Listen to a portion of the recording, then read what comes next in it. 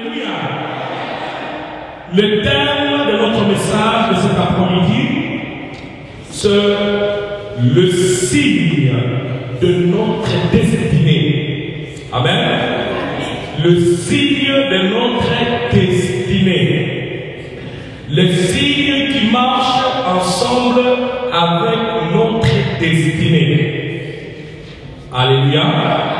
Nous allons lire dans le livre de Jean chapitre 14 à partir du premier verset. Ça c'est la parole de Jésus-Christ. Que votre cœur ne se trouble point. Croyez en Dieu et croyez en moi. Il y a plusieurs demeures dans la maison de mon Père. Si cela n'était pas, je vous l'aurais dit. Je vais vous préparer une place. Et lorsque je m'en serai allé et que je vous aurai préparé une place, je reviendrai et je vous prendrai avec moi, afin que là où je suis, vous y soyez aussi. Amen. Nous tournons nos Bibles dans le livre de Matthieu, chapitre 24. Nous commençons le premier verset. Matthieu, Matthäus, Hostief 24, vanaf vers 1. Nous commençons notre lecture pour ceux qui ont trouvé. Comme Jésus s'en allait au sortir du temple, ses disciples s'approchèrent pour lui en faire remarquer les constructions. Mais il leur dit, voyez-vous tout cela? Je vous le dis, en vérité, il ne restera pas ici pierre sur pierre qui ne sera renversée.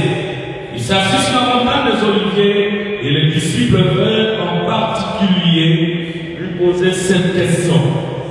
Dis-nous, quand cela arrivera-t-il?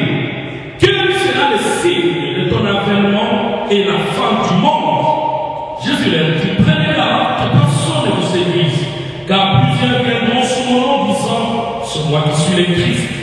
Et ils séduiront beaucoup de gens. Vous entendez parler des cœurs et des bruits des cœurs. Gardez-vous d'être troublés, car il faut que ces choses arrivent. Mais ce n'est pas encore la fin.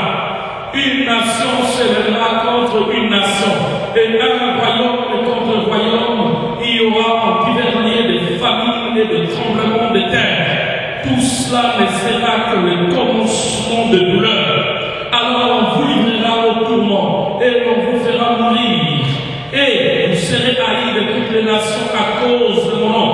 Alors aussi plusieurs succomberont, et ils se trahiront, se haïront les uns les autres. Plusieurs faux prophètes s'élèveront, et ils séduiront beaucoup de gens. Et parce que l'iniquité sera accrue, l'amour du plus grand nombre se refroidira. Mais celui qui persévérera jusqu'à la fin sera sauvé.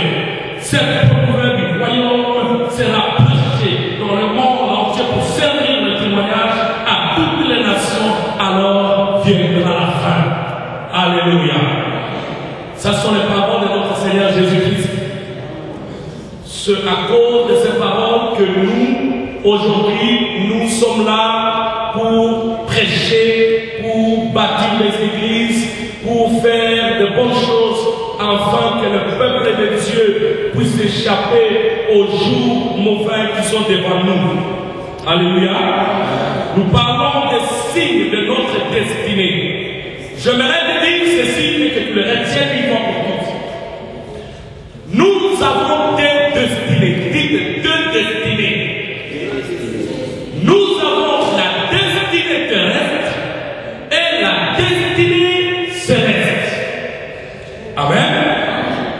La destinée terrestre, c'est tout ce qui concerne la vie de l'homme sur la terre. Ça veut dire l'argent, la maison, les enfants, le mariage et toutes sortes de choses de bénédiction que nous cherchons. Le travail dont nous avons besoin, des entreprises que nous voulons créer, tout cela entre dans la liste de destinée terrestre. Parce que Dieu a créé la terre et il a donné une mission à l'homme. Voici, je te donne la terre, ta mission est de la remplir. Alléluia. Et de lui donner une forme. Ça, c'est la destinée terrestre. Alléluia. a une autre destinée qui est très importante. La destinée qui nous a amenés à être à l'église. Sur la destinée céleste. C'est-à-dire, nous parlons de la vie éternelle. C'est-à-dire de la vie après la mort ou après l'enlèvement. Bien aimé, la Bible dit ceci. Dans le livre des Colossiens, chapitre 3, je crois petit verset, la Bible dit ceci. Vous êtes des citoyens de cieux. À partir du verset 1. Et votre vie est cachée en Dieu, en Christ, dans le lieu céleste. C'est-à-dire, ta destinée, ta vie terrestre et céleste est cachée en Dieu, en Jésus-Christ, dans le lieu céleste. Et l'apôtre Paul dit, si c'est pour les choses terrestres seulement que vous avez cru en Dieu, alors vous êtes le plus malheureux.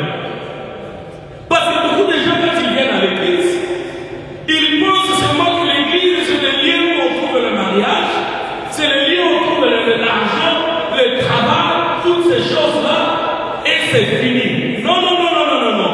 L'église a une mission. Cette mission est de préparer le peuple de Dieu à la rencontre de Jésus-Christ de Nazareth.